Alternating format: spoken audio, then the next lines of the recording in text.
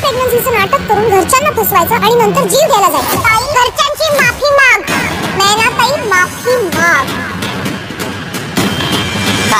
लक्ष्मीच्या पावलांनी या मालिकेच्या 31 जानेवारीच्या भागामध्ये आपण पाहणार आहोत। नैनाचे प्रेग्नन्सीचे नाटक सगळ्यांसमोर उघड झाल्यामुळे ती जीव द्यायला गेलेली असते। कला, अद्वैत दोघे पण तिला घरी घेऊन येतात।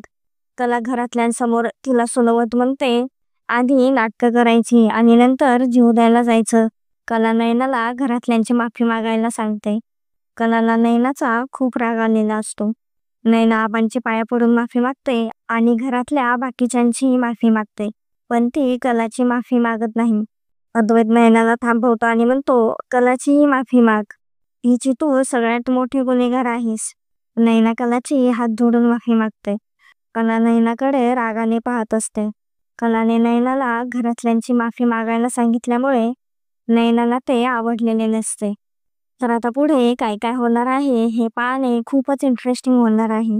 असेच नवनवीन अपडेट जाणून घेण्यासाठी आपल्या चॅनलला नक्की सबस्क्राईब करा।